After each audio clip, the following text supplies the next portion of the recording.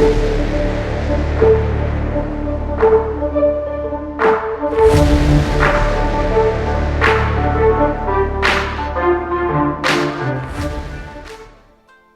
wonder what deck Uni is going to field here, or Unner is going to field, and I think there's a lot of variation that could happen. And we see Rune again.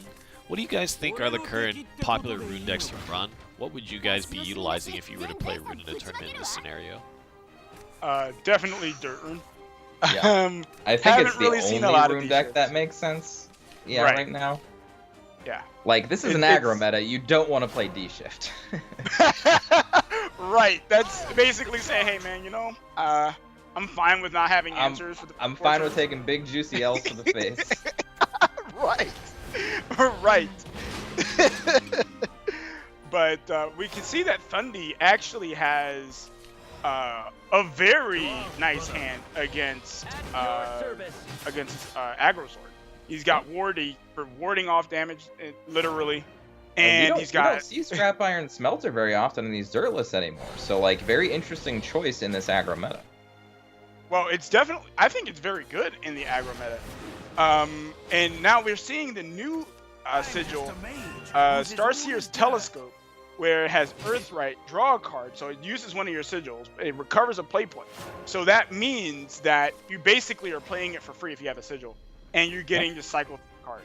Free filters. It's amazing card for dirt. Now, I will say that in my experience with this card, it's both a positive and a negative.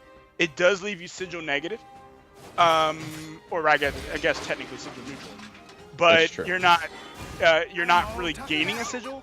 So that kind of hurts when you have cards like Magic Illusionist, or even the concentration that he's got in his hand. Yeah, it hurts a little bit when you have those cards, I think.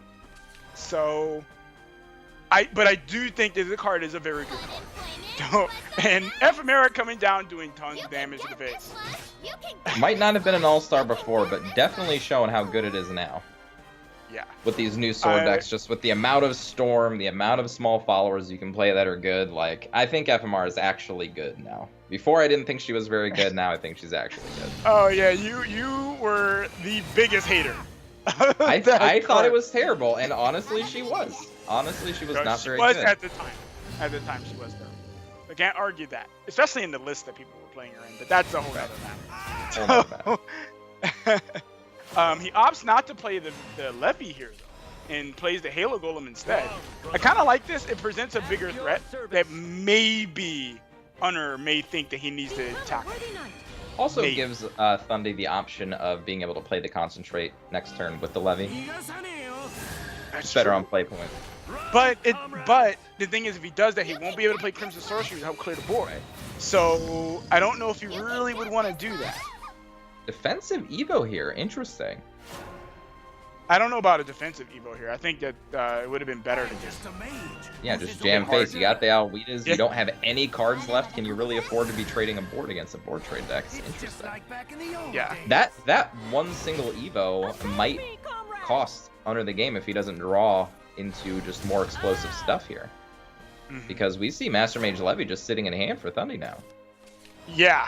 Well, that's a card. Okay. I actually would have much rather seen Albert come out this turn because it plays around Master Mage Levy a little bit better. I don't think he cares. I think he's like, you know what, man? Your face, bro. Face with everything. I would face with Ephemera here too because of Master Mage Levy. No reason not to. You've got Albert in hand. Unfortunately though, he can't clear board and heal for one in the same turn. Right. So it's just looking pretty over right now. I guess that defense. Yeah, sword, man.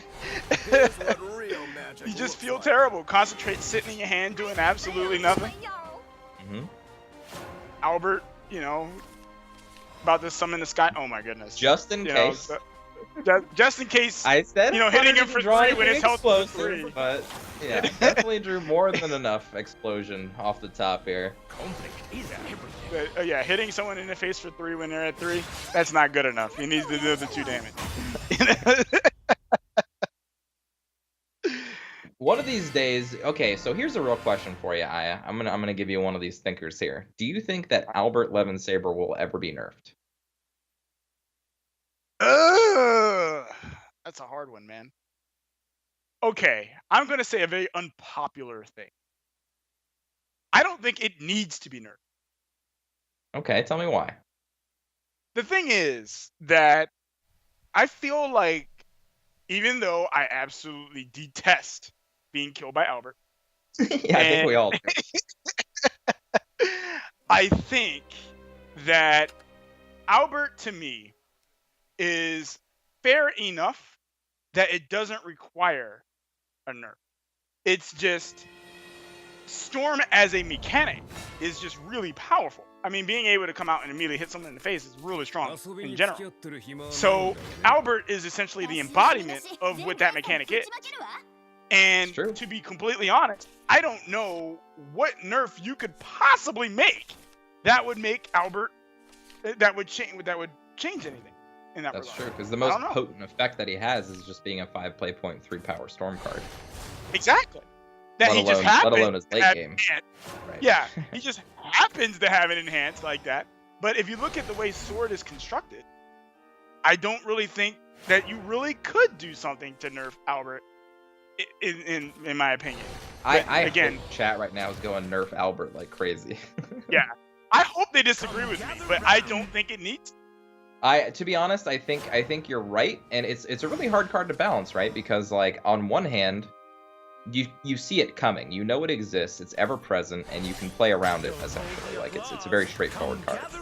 On the back end, a lot of times you can't really play around it because it has Storm, right? It's just a game-ending card. So it's a very, very interesting card. I don't know. That was just a conversation started while we were waiting. But getting into this matchup, I feel like Dirt has a very positive game plan against Forest. Forest has to do a lot of work against Dirt.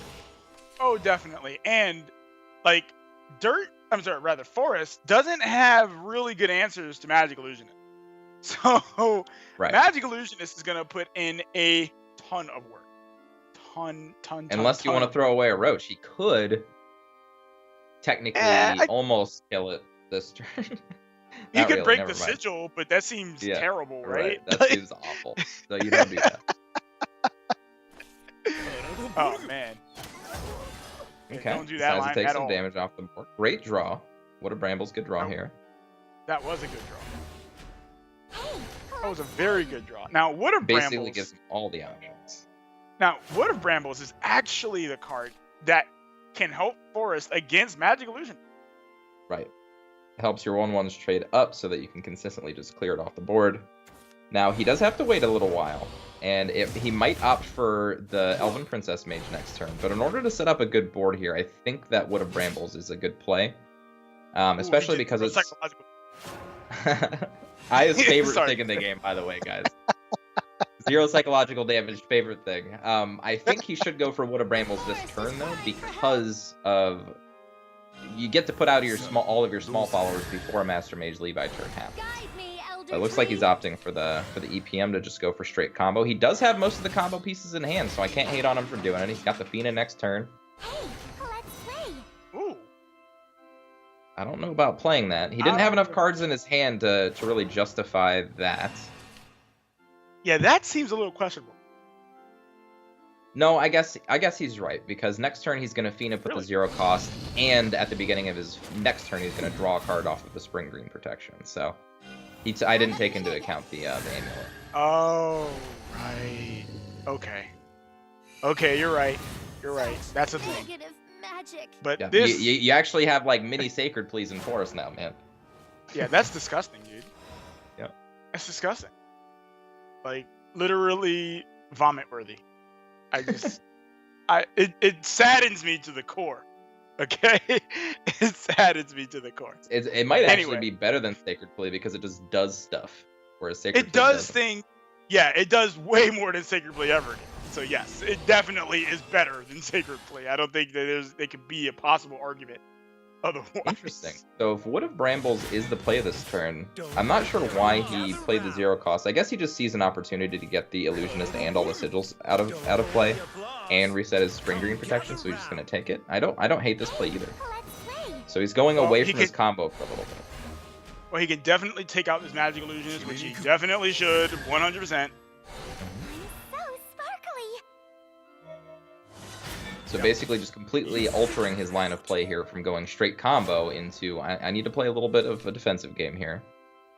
Well, Wood of Brambles gives Forrest that ability to play the trade game. Like before, it couldn't really trade as well. Now you can trade really well with it. I mean, even though it didn't matter in that scenario, but in general, like Wood of Brambles really adds an extra. Well, not only plus that, it gives you fairy. It gives you fairies, which is awesome. Like a lot of times, Forrest struggled in the defensive end because you'd have to play the fairies that generated off of Fairy Circle or something like that, use those to Evo and trade, and then you don't have those fairies left in your hand. Wood of Brambles helps you trade more efficiently and gives you fairies on top of also being able to play Fairy Circle and things like that. So basically just a lot more generation in the deck. Yeah, because Forrest definitely needed more fairy generation, man. It didn't have enough. Never enough, man. Never enough. Okay, so he's going to trade into this. Of course, that's the only thing you really can do. He doesn't really want to take any extraneous damage.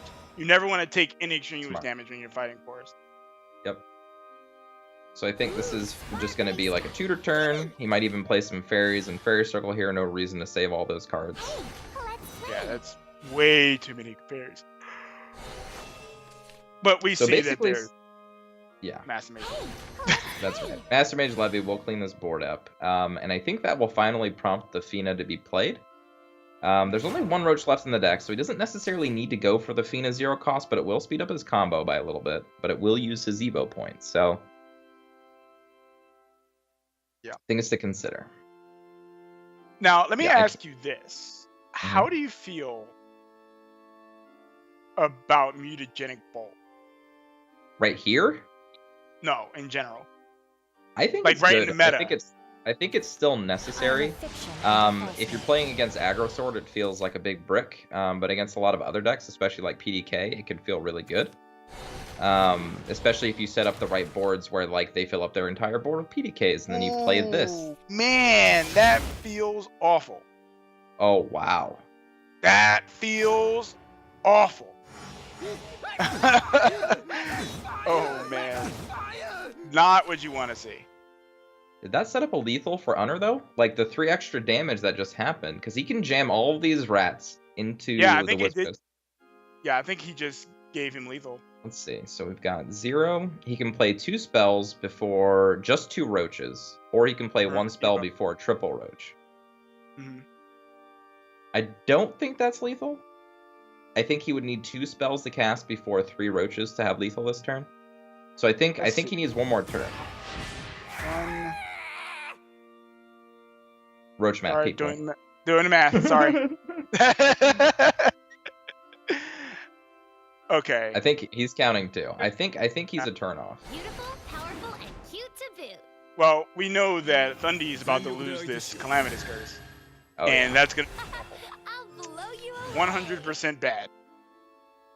I think the Mutagenic Bolt there is kind of like a double-edged sword, right? Because it's great for basically propelling your game plan. Terrible because it also accelerates your opponent's game plan with Roach combo. It makes their combo a lot easier. So I think this is the last turn ThundIII has, unless he can do something to just win the game.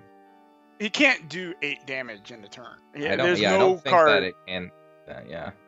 There's no configuration of cards that allows him to do 8 damage in a turn.